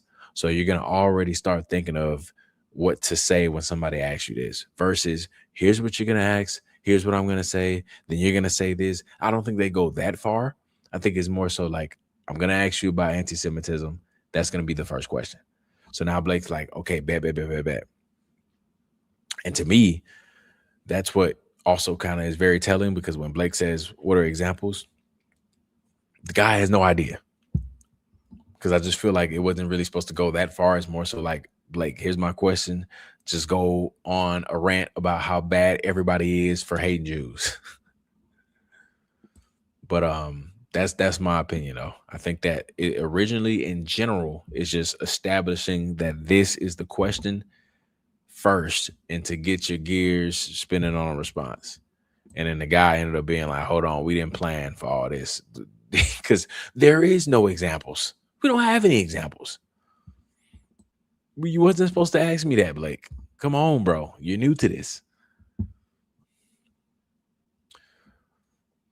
Man, I think I get the impression that they're selling these those shirts at the events, or shirt at those events. I think so too.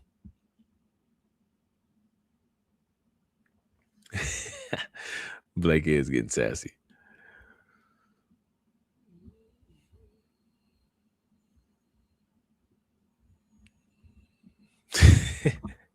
Who finds comfort? Bro, I'm telling you, Blake Neff, I don't know why these people talk to Blake Neff. I don't. I really don't.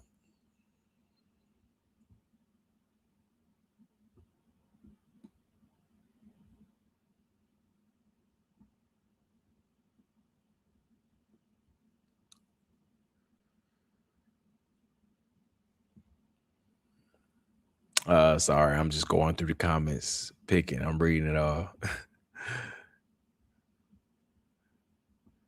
Young white male man. That was so funny. I don't know who the F is saying they're second class citizens. I don't know. These are things that I think they make up and make a huge deal out of nothing. You know, I don't know if y'all watched the Super Bowl commercial when you know, that anti-Semitism commercial where they put the blue sticker on the book bag and then it was like dirty Jew. I'm like, who in high school is saying that, bro? It's laughable at this point because I'm like, bro, ain't nobody putting dirty Jew on your locker, bro, in the book bag that's in the locker. Come on, man. Come on. And then the black guy walks up to him and he's like, I know how you feel. It was the funniest thing ever. Do we all know why he got fired from Tucker's show? I thought about bringing that up tonight and like doing my research and then bringing it up, but that's crazy you asked that. I'm saying I heard because I ended up not looking into it, but in general, some things that I've been glancing over, but I was like, I don't really care, is that he said like some pretty interesting comments that got him fired. I don't know if they were racist. I don't know if they were, I don't know. But I think he said some crazy things that ultimately got him kicked off the show. Let me see if I can figure it out real quick.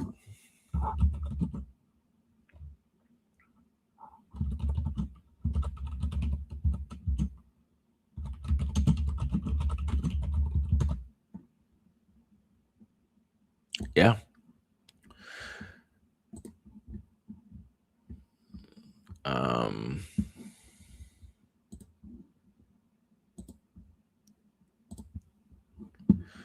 Tucker Carlson's top writer resigns after secretly posting racist and sexist remarks on an online forum.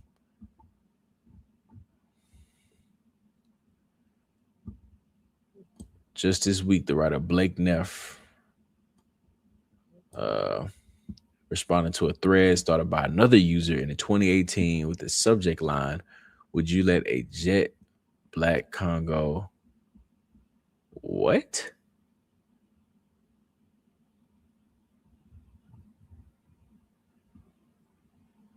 Huh? Would you let a jet black Congo ER?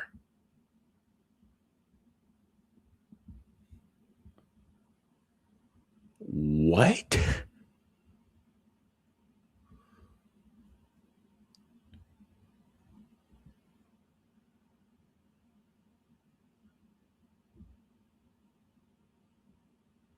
Oh, okay. Another user said that. Okay. That took me so far back. I was like, whoa. Okay. Blake Neff wrote, I wouldn't get LASIK surgery or LASIK from an Asian for free. Oh, okay, got you. Subject line was not censored on the forum. June 5th, Net wrote. Okay. Blake Neff said here, black dudes staying inside playing Call of Duty is probably one of the biggest factors keeping crime down. Wow. Blake Neff said, honestly, given how tired black people always claim to be, maybe the real crisis is their lack of sleep. Oh my gosh.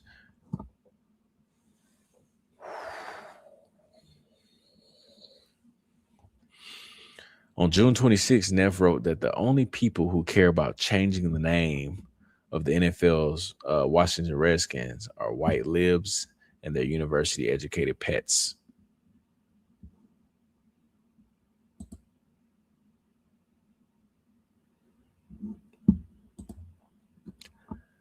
I might have to make a video about that one, man. I need Blake to be reminded because I literally said, I don't know if it was racist comments. I just glanced over it. Yeah. I can see why you were fired, buddy. That's insane. That is absolutely insane. Another super chat. I appreciate the donation, Sarah. I appreciate the dono. Miss, most of this one will definitely turn on notifications. I'm fairly new to you. Please keep up the awesome work. I look forward to seeing your future growth. I do appreciate it, and I'm the one that's sorry, because I know I can't. We talked about it before. I can't commit to certain times throughout the week. Still a normal guy. So I do appreciate y'all for joining when you can. I try to get on TikTok like 10 minutes before I start the live to try to get everybody like at least a heads up. So all I can do is appreciate y'all throughout this chaotic schedule and sporadic schedule of not being able to say, I'm live Monday, Wednesday, Friday. I can't do that yet. But one day, I do appreciate you though.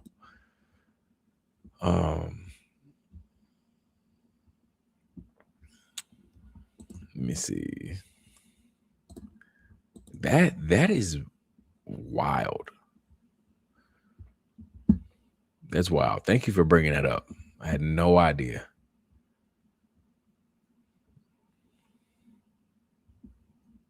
Yeah, look at that. Blake is so racist. The irony. Yeah, those comments was not what I was expecting.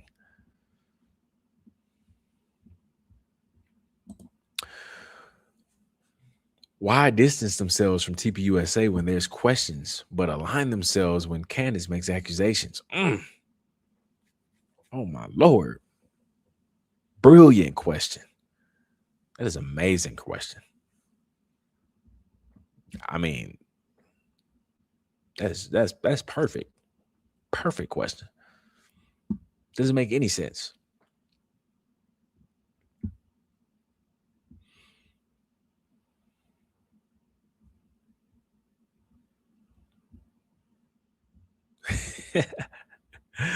Well, when they send Blake out there, he's just not good at. Yeah, it's. But hey, I guarantee you, I'm going to, for y'all, I will watch every single one if Blake is talking, because Blake gonna tell on himself.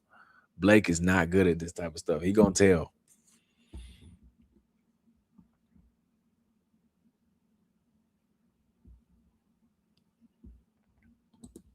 Blake should stick to modeling for Lego figures. Oh my gosh.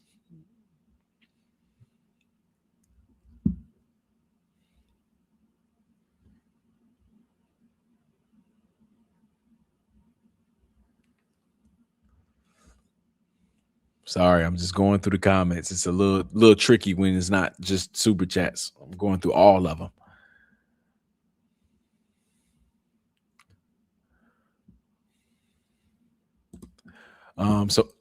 So what's really the mission for Turning Point? To recruit students. All my opinion here, opinionated page. I think Turning Point is a pyramid scheme, like a gigantic MLM for the students, to make it seem like they're an actual organization, to make it seem like they're actually a charity when they're not. They're actually embezzling, money laundering, pretty much Republican machine moving forward, and Zionist machine moving forward. So they have to pretend like they actually work, when in reality they can put all the students aside and Turning Point will still be the same Turning Point, because they don't need the students. It's pretend. It's not real.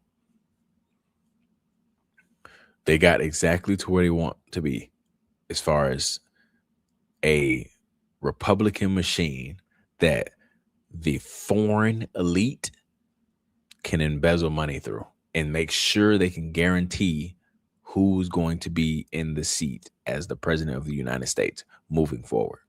I've explained this before, and I'll explain it again. Erica endorsing J.D. Vance back in December, when the presidential election is not for another 2 years, was a play. Right now that Charlie's out the way, the Zionists, the blue and white country, all of that stuff, they have now infiltrated Turning Point USA. Actually, I don't want to say too much because I got banned for saying this one time on TikTok. Oh, it could be different over here, but it is a play because now they're able to embezzle, funnel money through Turning Point USA to guarantee a spot for who's going to be in office. Because when it's the Democrats, they got to do a lot of negotiating. They got to do a lot of here and there type stuff with the Democrats, but they'll still get their way because at the end of the day, they are the boss. But the Republican Party is who they truly want their control over. So going through Turning Point, they kind of already put set in stone who's going to be in that seat coming up. They have full control. They don't have to worry about an election and the flip of a coin if it's going to be a Republican or a Democrat. Now they can just put all the money into Turning Point. And they don't have to worry about getting caught with, putting money into a Republican candidate and all that type of weird shenanigans. They just put it through Turning Point. It goes under the rug, under the table. JD Vance becomes president. Now, the problem is JD Vance becomes president. That makes the blue and white country the leader again.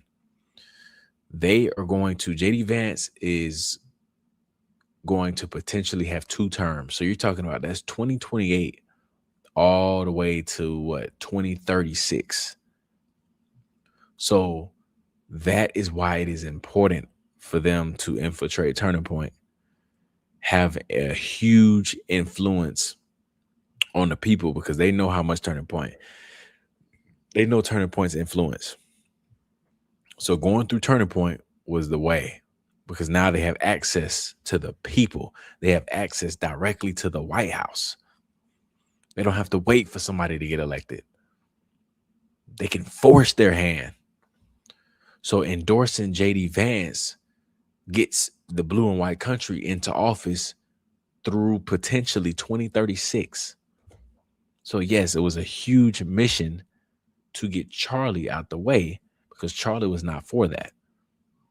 Charlie said, look, I'm gonna take your money, but at the end of the day, it's America first. I'm not pushing all them agendas and all that stuff that y'all be doing, that they're doing right now with Trump. I'm not doing all that. It's America first. So the ultimate mission that the blue and white country and whoever else infiltrated Turning Point, the ultimate mission was not going to go through with Charlie in the way. But with Charlie out the way, they said, dang, now we got access to the White House. Now we got access to these kids. With all of these different events, now we could push propaganda. So yeah. Recruiting students, I know I went on a full tangent, but recruiting students was it's just fake. It's a pyramid scheme. They have to pretend to be a company.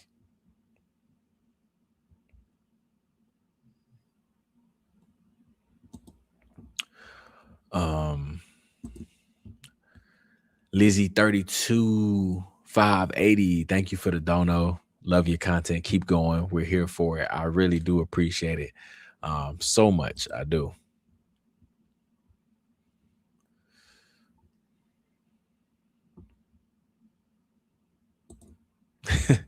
What you mean? She built her own company and could run by itself when she had kids. She already a boss babe. Man, I'm so sick of her talking about that company, bro. She didn't have any sales, man. She didn't have any sales.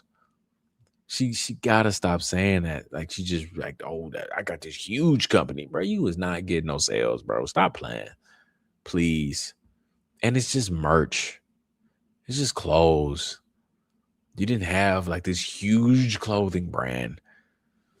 Like, what are we talking about, man? She just be bragging on non-existent things.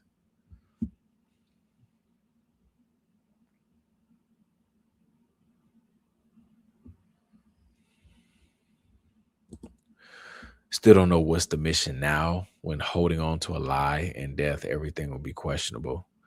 Nobody knows what the mission is. You know, they've been infiltrated. So ultimately, their mission is not their mission. Whoever is controlling Turning Point, mission complete. Blake, Andrew, Erica, all the small fish, they got to suffer. They got to suffer in between, unless one of them going to come out and say something. But the problem is, you know, people, they talk about this as a conspiracy, but it is so much bigger than we think, because Andrew, Erica, these people would never, ever come out. It's just things that they're going to take to the grave. They can't ever come out because they know too much. But the problem that's also like very, very possible is that the elites aren't going to go down. So if anybody's going to take the fall, it's going to be the small fish. So that's why we must stay on Turning Point, Erica, Andrew, Blake. We must stay on them, because if they crack, whoever controls them will let them fall to save themselves. So that's why it's important to make sure the small fish continue to receive pressure.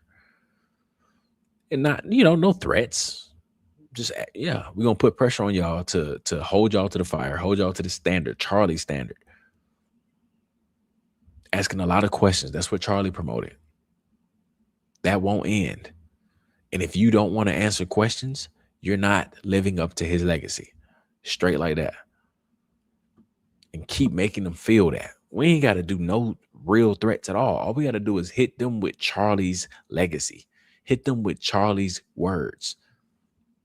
And I promise y'all, it eats them at night, because they know. They know that they're doing everything that's against Charlie right now. Everything that they're doing is against Charlie. They know that.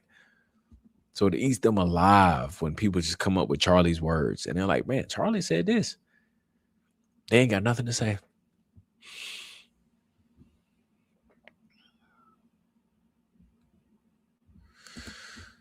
It's so sad, really. You can just tell he would have never done that to them. I mean, yeah, it hurts. It hurts knowing that. It hurts knowing that he was such a great friend, it seemed like. Even when you watch him and Candace's relationship and friendship and how they just cared about each other so much. And it pains me, because I know I would consider myself a good friend. So just knowing that I would do anything for anybody, and then turn around and watch them betray me for some money.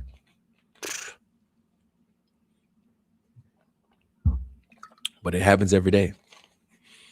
So I also don't like the conversation of when people say, are you saying Charlie's discernment was off and he had this? And I'm like, yeah, no, it happens to everybody. Charlie wouldn't be the first person in the world to have his friends betray him for money. That happens every day. People are evil.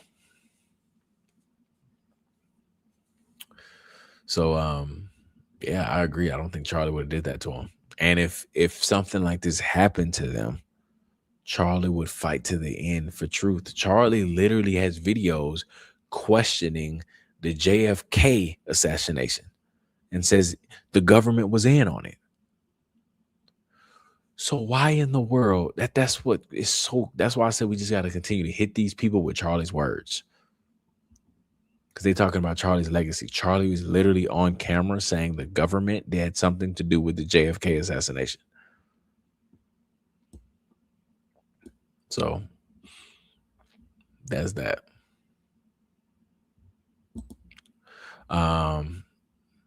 It wasn't only money. Where I agree, but I don't think it was only because of money. I think it was the influence. Yeah, it was both for sure. It was both. Money, influence, and power. I want to use that word loosely, because these people really don't have power. Only the one and true God got that, but they can feel very powerful.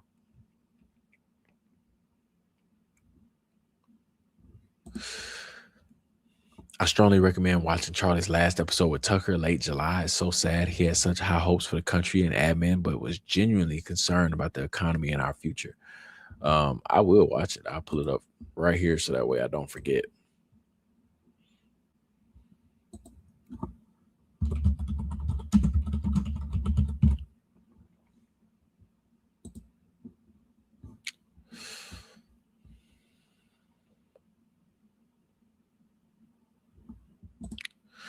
listening to that interview Erica did with Jesse, she said, I wanted him to get a good night's sleep to be great tomorrow. That literally makes me sick thinking she could have known.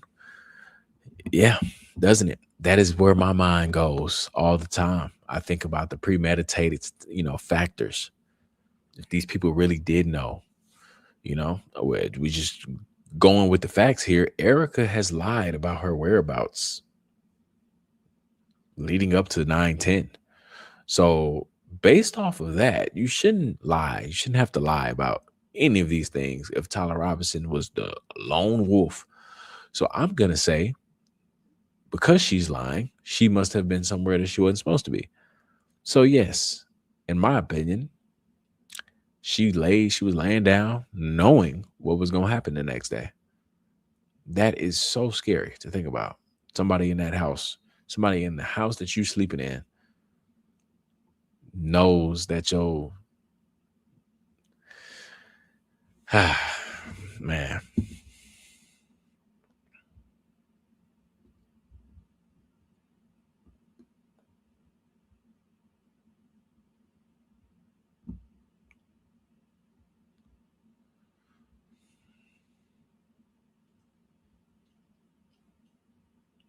Bongino. Read the chat, please. I'm reading.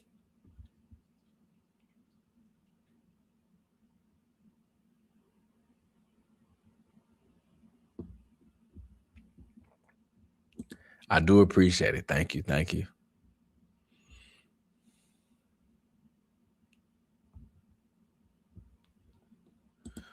I might have said this already. Somebody also answered it as well. Yeah. Okay, cool.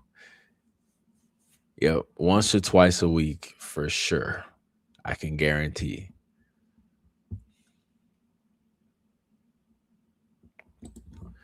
I appreciate it. Thank you, Josh, for real.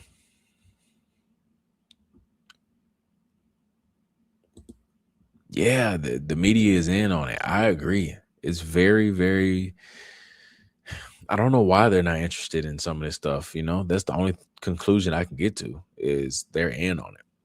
I was surprised that they finally reported that the bullet was found to be inconclusive. It took them forever. That came out weeks ago. And they finally decided to do their job. I don't know. It's crazy.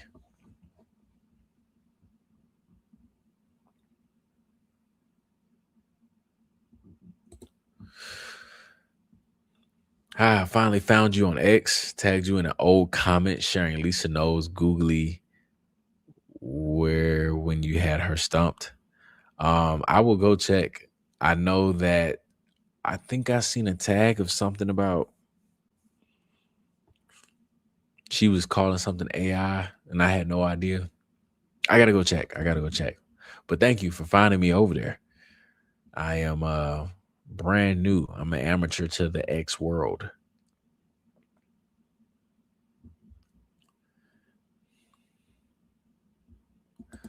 That video you did on the white SUV following Tyler to the plaza was eerie. Definitely needs a follow-up if you are able. Yes, I will do some more research on it. I'm trying to, that video was so old and I was like, why has nobody seen this? So I am trying to do some more research to see if we can get something to establish this timeline on where did he go from that plaza. So I'm creating right now a timeline of the official narrative that the FBI and feds and all that stuff, Tyler Robinson's whereabouts according to them.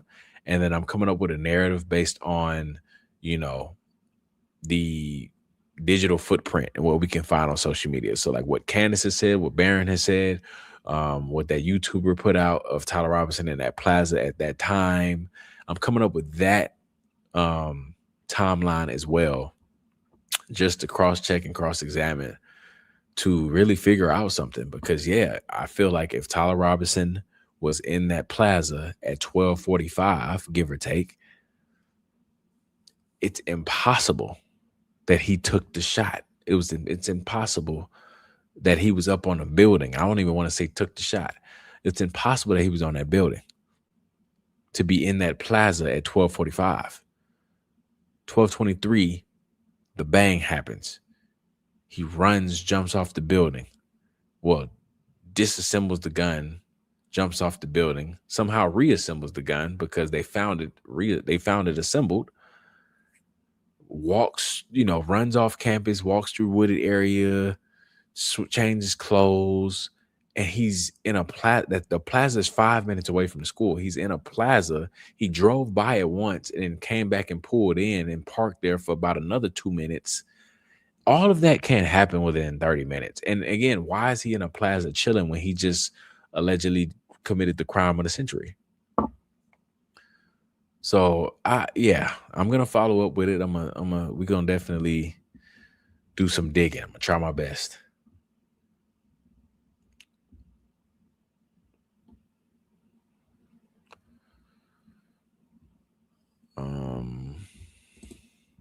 I realized today that every accusation from that side is a confession. Would you believe Erica was retweeting Charlie today? If she indeed had foreknowledge, tell how that's not evil and demonic. Yeah, you're right. Every accusation from that side is a confession. Yeah, I absolutely agree. And Erica, I think it's just manipulation stuff when she posts, retweets Charlie, and when she's in a hot seat about something, she's so quick to post her kids or post her mama or something.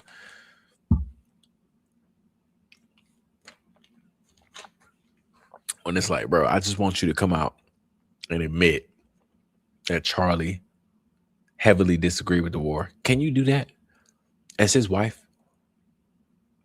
Can that be the one thing you do to honor him, to honor your husband?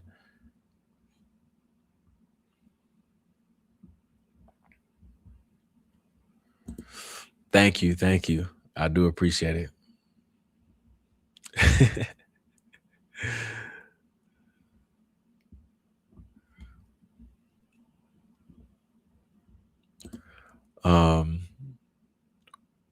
Why do I feel like it's the donor lady?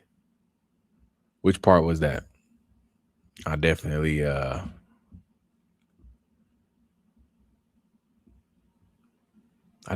forgot.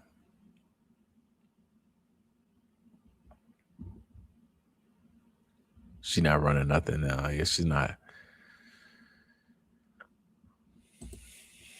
A handler that would explain why she delays answering questions and her responses are choppy and speaks so weirdly, almost like she maybe has something in her ear and she's waiting for the okay. Yeah, I do believe that for sure.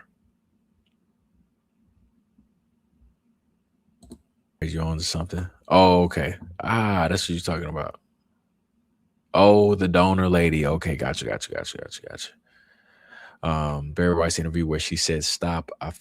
I kind of felt like an anger out of fear for a moment because of how tight-lipped she was about that versus the Egyptian plane. Yeah, it's something with those Egyptian planes because nobody accused her of being on the Egyptian plane. She was the one that brought that up, which is very interesting to me.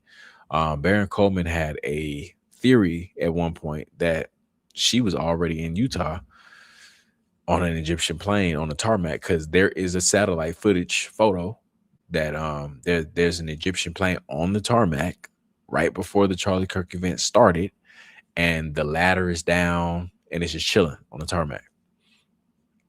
Very interesting. And the transponder turns on when they take off from Arizona to go to Utah.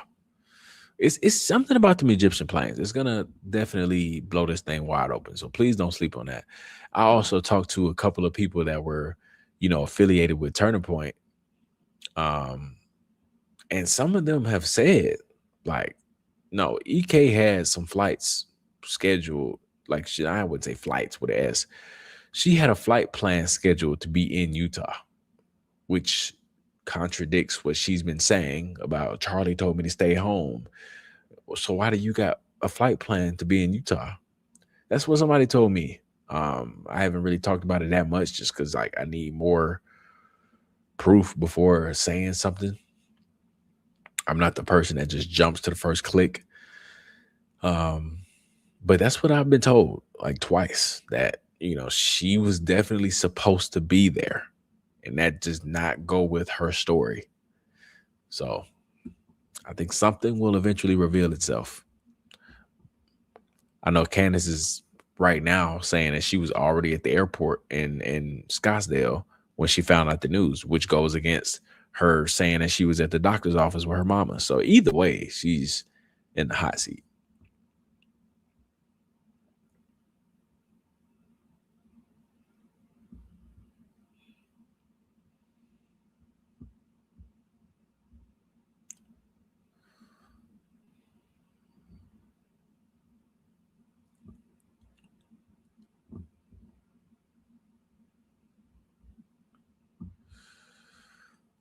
Let's see. I think we are almost at the bottom.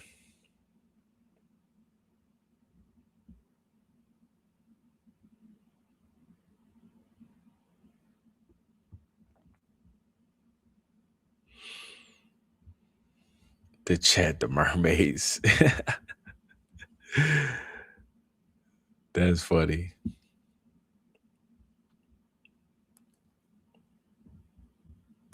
I refuse to be a mermaid. Y'all are funny, man.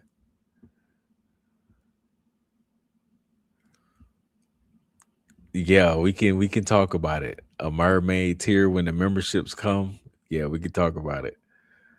I wrote young white male man because he was saying, yeah, that was the craziest thing. It's not the craziest thing Erica has ever done, but I couldn't believe she said that.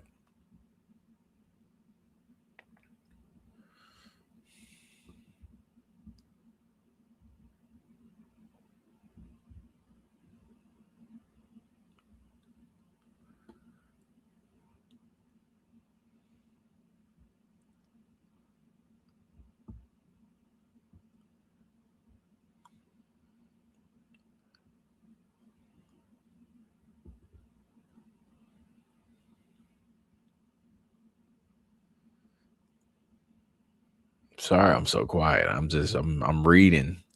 I'm reading.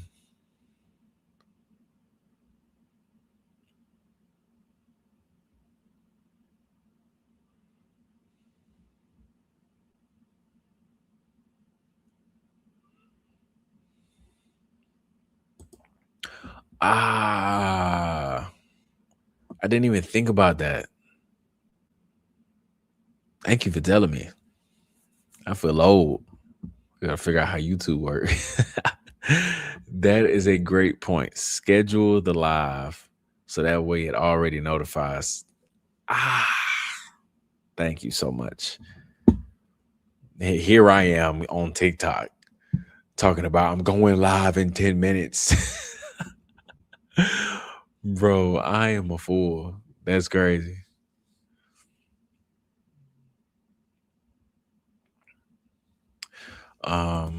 Please remember Tucker Carlson in this and how he sat across from Blake after Charlie, you know, everything was just peachy. Yeah, I saw that the other day. I might have to do a video on that.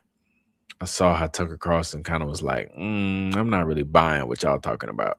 But he didn't really say too much. Tucker Carlson has always kind of just kept it low key.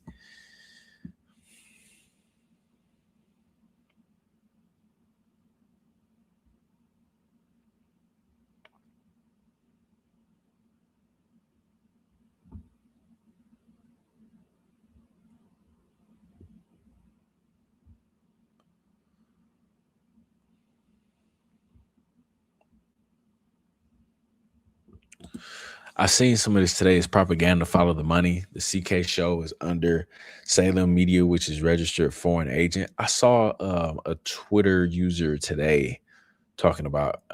He was talking about this on his YouTube live, and YouTube banned it, shut it down, all of that. So I got to do some more research into what all that was about.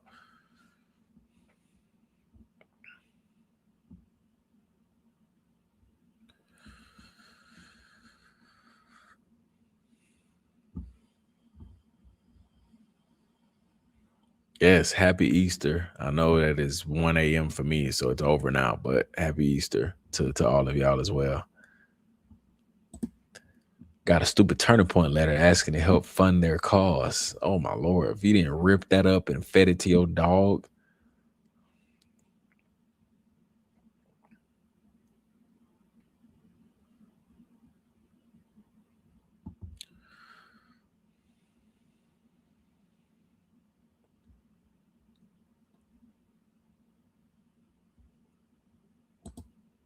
At the end of the day, Lisa knew nothing. I didn't even see the full episode he did with her, but I watched Didi. Yeah, that was an interesting open discussion. Very interesting. Very, very interesting. She defends everything. I don't think it's not a single thing that we was able to say, okay, that is weird. I'm talking about everything she defended.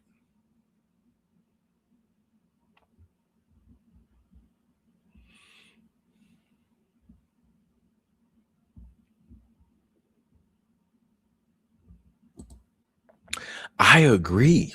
I said Bandis. Barron is officially ahead of Candace in the investigation. I agree.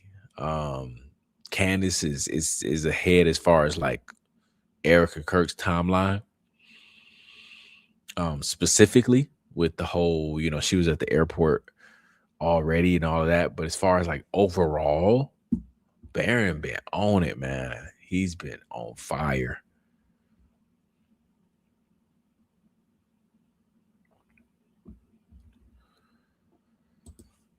You have a hard time watching Blake and Andrew cover up their lies. I love it. I love watching them because it's just like, dang, y'all be telling on y'allself.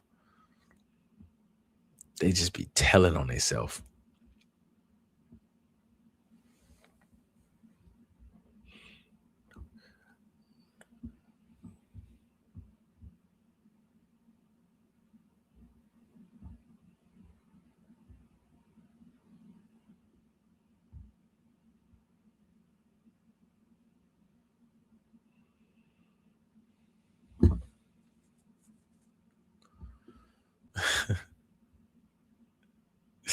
That's crazy. Okay, I finally got to the bottom. Oh man, that was fun. That was fun. I really do appreciate y'all for joining and sticking through, because I think we stopped the content at about like an hour and 20, and now we at 2 hours and 10. So I definitely appreciate y'all for joining and sticking through the whole thing.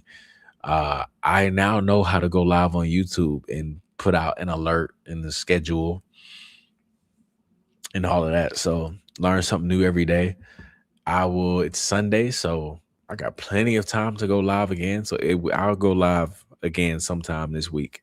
Could be tomorrow. I don't know. I'm trying to commit to YouTube more and more. That was kind of like my 2026, thing. Commit to YouTube. I've been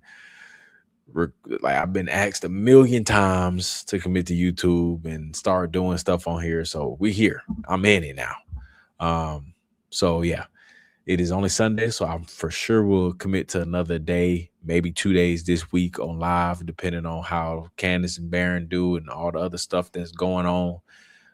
And I'll definitely see y'all again soon. I do appreciate all the support. Make sure you guys hit the sub button if you're new, and then make sure everybody hit the like button in general. So I appreciate y'all. Y'all have a good night.